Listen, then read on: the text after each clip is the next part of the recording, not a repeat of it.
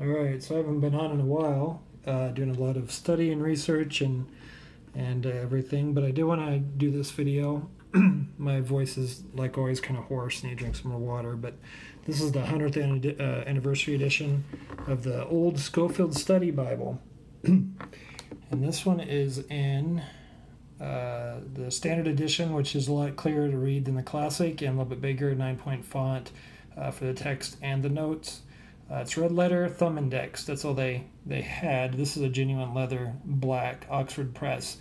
This is something that really took me by surprise, because if you ever had the classic, the smaller, old school style of the Scofield Bible, it wasn't built very well. It always come apart in the back. This is probably one of the best text blocks I have seen on any Bible.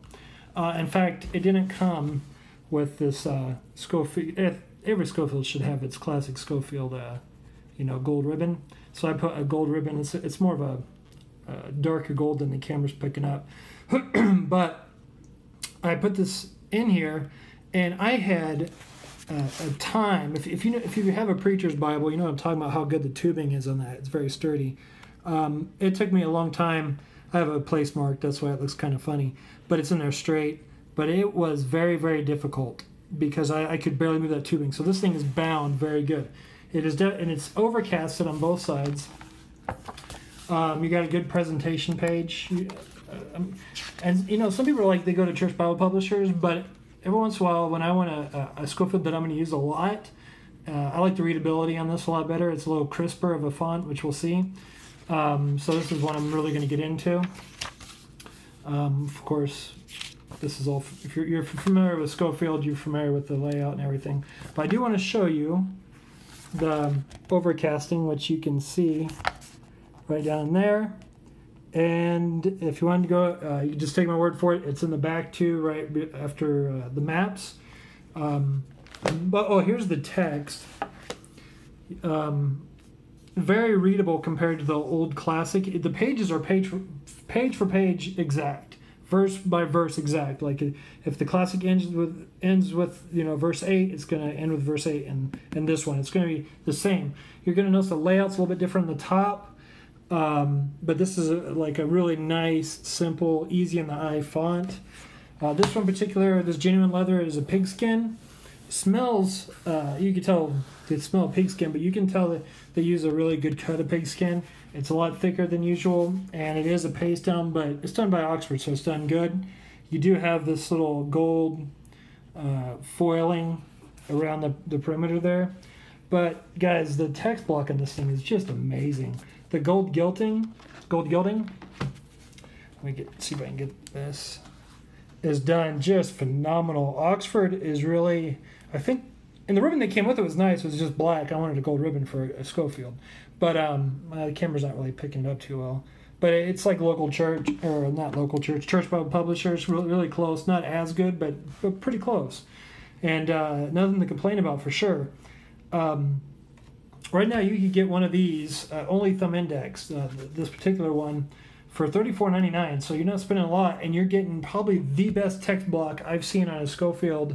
I would even say the paper and the text block itself is better than one you'd get from church Bible publishers, just because just how it's done, just the book block. And the text is red letter. So although I would support church Bible publishers and buy from there, the only reason I'm saying that as far as the text block and everything is for the price, $34.99.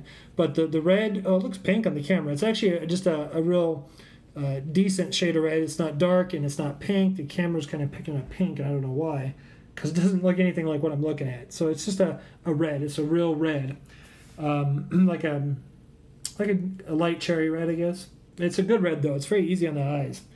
But if you're familiar with the long primer, then you'll recognize the back, because this is what the long primer uses: the subject index, the proper names, and then you have your concordance, and then you have your classic Oxford maps, that's what's in the long primer. And these, in the paper they use for the maps, it's nice. Almost feels like a gloss, but it's not. It's textured. Real flat type paper, but you can write on it, no problems. So these would be familiar to you. Enough room around the sides here to write on. Okay, so guys, I've been doing a lot of searching, and I've come back to the King James. I'm not, what I've noticed is the truth is always between two extremes. You've got, and I'm not saying I'm King James only. I don't mind reading other translations, but when I'm going to study the Bible, I want the most precise translation. I found that to be, and getting advice from other preachers that's went from other translations, the most precise you're going to ever get, the best translation you'll ever get is going to be the Old King James.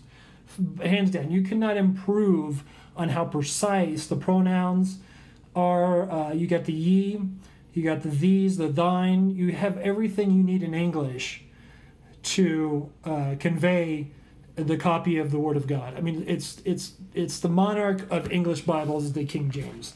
And I kind of fought that. I said, I don't want to, 15 plus years of King James onlyism, I actually fought it. I was like, I'm going to look at the evidence. I came back to the King James.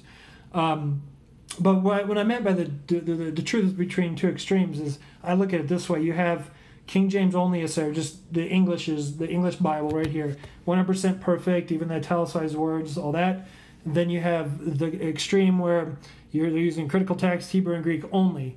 I found that if you go to the center, or TR, even TR, I see if you go to the center, what you have is a very great translation, but you still have the Textus Receptus majority text, which should be the authority on interpreting. So you have a great English translation, but your final authority is the Bible. But I would say it would be in the majority text, Textus Receptus. So I guess you could consider me a TR guy. Whereas before I was a King James onlyist. Some people still won't like that. They'll say, you don't believe we have a perfect Bible. Yes, I do. I just don't believe in a perfect translation of the Bible in English. And that's one thing some people don't get. So another thing is I studied Reformed theology. I don't know how many books I've read, especially in the last week and a half. I haven't been on social media much. And studying preterism and just different types of Reformed theology, guys, they spiritualize too much. I'm back to pretty much, if I was to nail down my theology, is I'm definitely dispensational. I would say closer to a mid-acts type of dispensationalism, although I do believe in water baptism. I do believe in the Lord's Supper. I don't go that far. I would say that the church started in Acts 2, but the church age, or the age of grace, didn't start to probably mid-Acts with Paul. I'm still dealing with a lot of that, but I do have my pulpit out. And behind me, not yet. I'll have some whiteboards be up, and I'm getting some lighting done, and I'm going to be teaching what I was taught years ago by Brother Ruckman, and my pastor, my old pastor in Rio Rancho, and my old Sunday school teacher, just what I learned in school and in Bible Institute and all that. And what I've learned, of course, just mostly reading through the Bible, which is good old-fashioned, taking the Bible literally and teaching dispensationally. So I'll be doing that very soon. And until then, I'm going to get me a glass of some lemon water, try to clear up my throat. It's very hoarse. But this is a review and where I'm at. I'm pretty much fixed where I'm at right now, unless the Lord leads me elsewhere. But this is a really good text block. This thing is built like a tank. And it's a nice, different leather that I'm used to. I'm used to the big grains. If you know your Oxford Scofields, the big old grains. This is more like a little pebble grain. It's thicker, or I could see this. And guys, pigskin with use does get softer, so this will get softer. It takes a lot of use, a lot of using this Bible, which I'm going to use this Bible as my main Bible, since I've gotten rid of so many Bibles. But yeah, that's where I'm at, guys. So I pick up one of these while they're still $34.99, because I don't know how long the 100th anniversary edition is going to be out. But until next time, good day, and God bless.